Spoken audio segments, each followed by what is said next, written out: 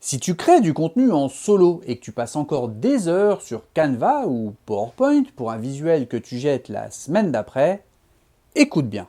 Régulièrement, tu veux des visuels pros pour tes présentations clients, tes contenus, tes guides techniques, tes newsletters. Alors, qu'est-ce que tu fais? Tu ouvres Canva ou PowerPoint, tu glisses des blocs, tu cherches des icônes, des photos, bref, tu y passes 2 ou 3 heures et à la fin, le résultat est là, satisfaisant ou pas. Et la semaine d'après, tu recommences. Moi, c'est Sam, informaticien depuis plus de 25 ans. Je construis aujourd'hui ton infrastructure IA, avec pour objectif de t'aider à avoir la puissance d'une équipe de 5 personnes en restant seul. J'utilise NotebookLM depuis plusieurs mois comme tuteur IA perso. Je lui donne mes documents techniques, il me les explique, les synthétise. Et si tu sais pas comment faire ça, je t'invite à aller voir la vidéo que j'ai faite à ce sujet, je te mets le lien en description juste en dessous. Mais avant ça, la première fonctionnalité que j'ai testée, elle est finalement plus basique mais tout aussi puissante. C'est la génération d'infographies. Par exemple, il y a quelques semaines, j'avais un blueprint à envoyer aux abonnés à ma newsletter Building Public. C'était fait à partir d'un guide technique dense qui explique comment déployer N8N sur un serveur privé virtuel OVH. Qu'est-ce que j'ai fait? J'ai importé le document dans NotebookLM et quelques secondes plus tard, infographie haute résolution, texte parfaitement lisible, structure claire. Dans cette vidéo, je vais te montrer pourquoi NotebookLM génère du texte lisible là où toutes les autres IA échouaient encore récemment, comment faire une infographie en 3 clics, de l'import à l'export, et comment j'utilise ça concrètement dans mon workflow de contenu. D'ailleurs, si tu veux qu'on construise ce genre de workflow ensemble, je te mets le lien vers le formulaire d'inscription à ton studio IA Express en description juste en dessous. Le principe, on s'appelle, on identifie ton besoin et si ça match, on y va, les places sont limitées. Allez, on commence. Le truc qui change tout avec NotebookLM, c'est pas la vitesse, c'est ça. Tu vois la différence? Depuis que les IA génératives existent, elles ont un talon d'Achille, le texte à l'intérieur des images. Tu demandes une infographie à Midjourney ou Stable Diffusion, le résultat visuel peut être joli. Mais le texte, du charabia. Des lettres inventées, des mots tordus, des lignes illisibles. Résultat, une infographie IA, c'était inutilisable professionnellement. Tu pouvais pas l'envoyer à un client. Tu pouvais pas la glisser dans une présentation, tu pouvais pas la mettre dans ta newsletter. Et maintenant, regarde ce texte, net, lisible, structuré. C'est le vrai saut qualitatif. Pour être précis, SAM, le moteur derrière ça s'appelle Nano Banana Pro, le modèle de génération d'images de Google basé sur Gemini 3 Pro Image. La différence avec les anciens modèles de diffusion, c'est que Nano Banana Pro traite le texte comme une donnée sémantique à part entière, pas comme du pixel à générer. Il sait ce qu'il écrit. C'est pour ça que le texte dans l'image est généré proprement, au lieu d'être halluciné visuellement. Voilà. Et pour toi, concrètement, ça change tout. Et oui, maintenant tu peux utiliser une infographie IA dans une présentation pro, dans une newsletter, dans un guide technique, sans avoir honte du résultat. Avant qu'on passe au tuto, si tu veux qu'on intègre ce type d'outil dans ton système de production de contenu, sache que c'est exactement ce qu'on peut faire dans ton studio IA Express. On construit ensemble les bases de ton infrastructure IA et tu repars autonome. Je te mets le formulaire en description ci-dessous. On s'appelle, les places sont limitées pour assurer un accompagnement de qualité. Allez, on passe à la pratique, je te montre exactement ce que j'ai fait pour ce fameux blueprint d'installation d'N8N sur un VPS OVH. C'est parti pour un cas pratique, je vais te montrer exactement ce que j'ai fait pour ce blueprint N8N. Donc tout d'abord, il faut importer la source. Donc pour ça, tu ouvres NotebookLM, donc NotebookLM, tu y accèdes depuis l'URL notebooklm.google.com. Quand tu ouvres une fenêtre et que tu es sur ton compte Google, si tu cliques sur le petit carré ici, NotebookLM, c'est une des dernières applications que tu peux trouver ici. Donc, tu peux cliquer dessus. Là, tu vas créer un nouveau notebook. Donc, tu fais créer un notebook.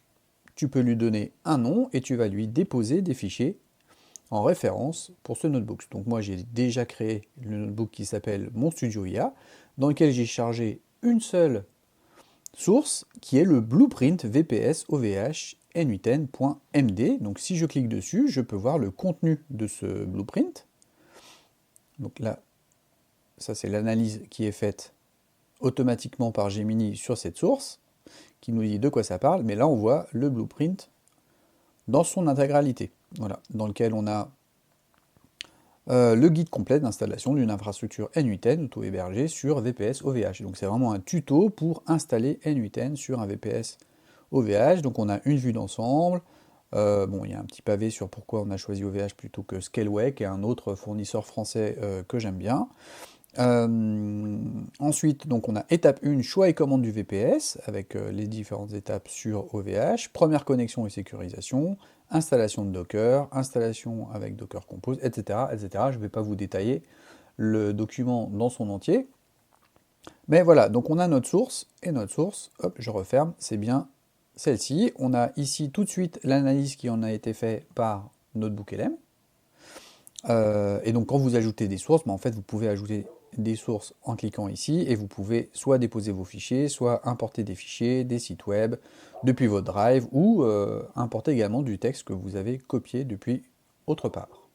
On a donc l'analyse qui a été faite par Gemini, et maintenant c'est très simple, je vais directement aller ici, et je clique sur infographie. Alors, si je clique sur infographie, il va me générer automatiquement une infographie sans paramètres particulière. Par contre, on peut cliquer sur le petit crayon ici pour ouvrir les réglages. Donc dans les réglages, tu as 3 paramètres. Déjà, tu peux lui indiquer la langue dans laquelle est ta source, donc nous c'est bien français. On va lui demander un niveau de détail pour l'infographie, donc on a concis, standard ou détaillé qui est encore, on le voit, en mode bêta. Et on peut choisir l'orientation de notre infographie, paysage, portrait ou carré.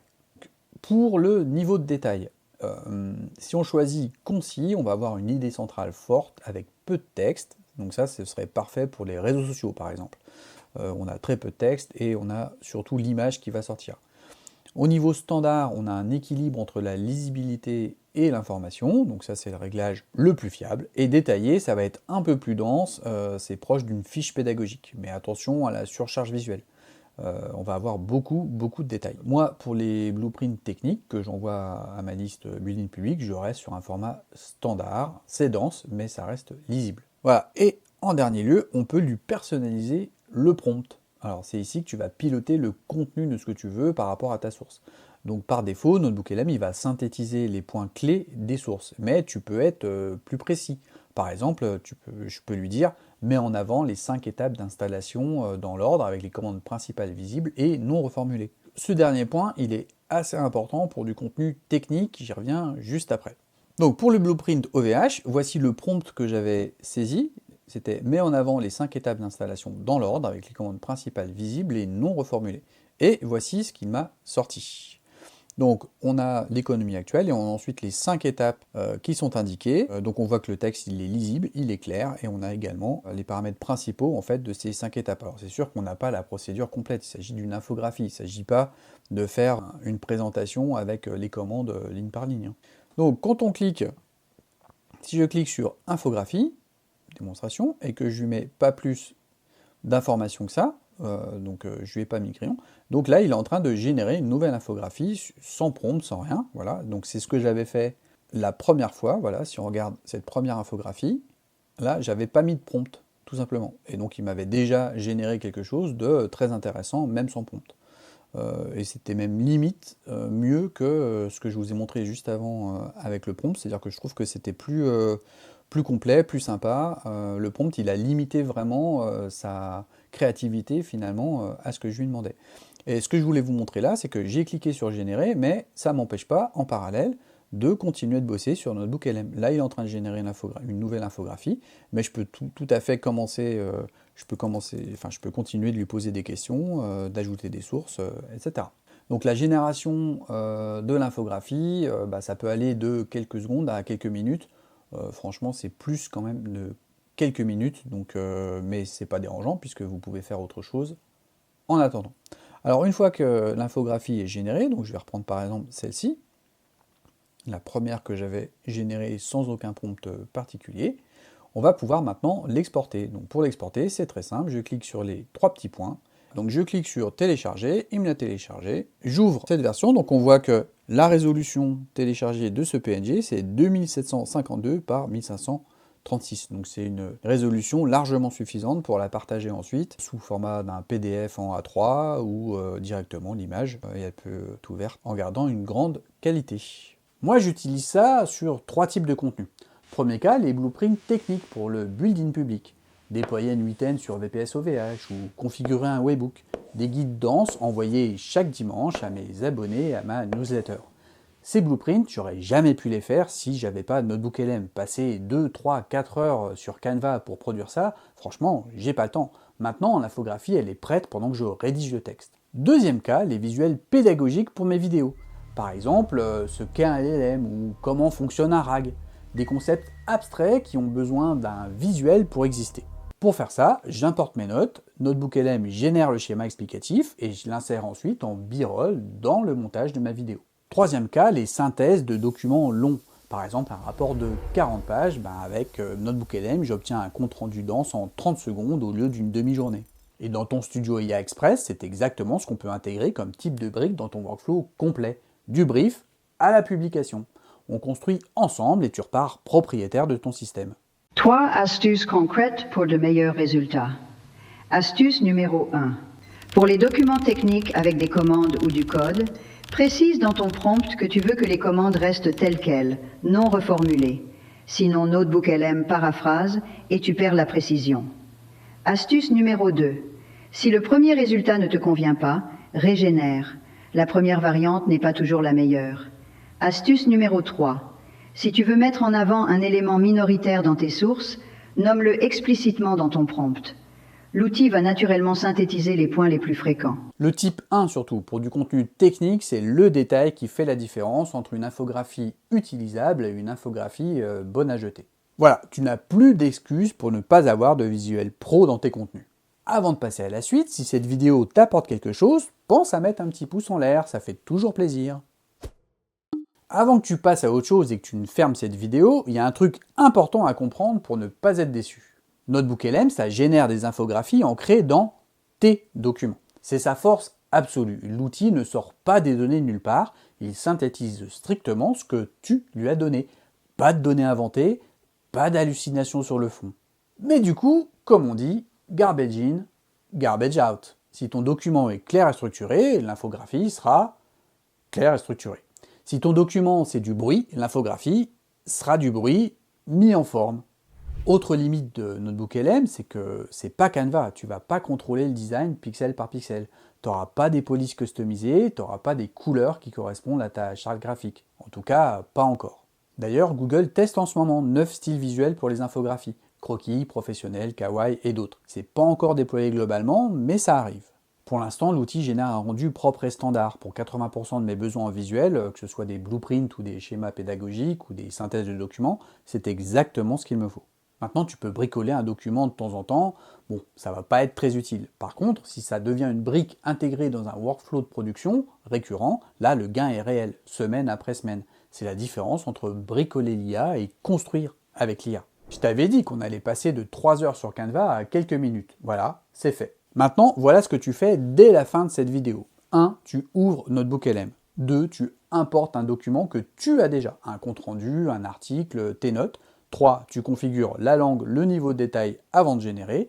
4. Tu génères une infographie. Une seule. Teste, valide et ensuite tu l'intègres dans ton process. Et si tu veux qu'on construise ensemble un système complet, pas juste NotebookLM isolé, mais toute ton infrastructure IA de production de contenu, c'est ce qu'on fait dans ton studio IA Express. On conçoit ton architecture personnalisée ensemble. Dictaphone magique, double numérique, moteur custom pour ta tâche la plus chronophage. Tu repars autonome, propriétaire de ton système. Je te mets le formulaire en description, je t'appelle, on voit si ça fit, les places sont limitées pour assurer un accompagnement de qualité. Et si tu veux voir à quoi ressemble un workflow IA complet en action, va voir cette vidéo où je te montre comment fonctionne le dictaphone magique de A à Z. Salut!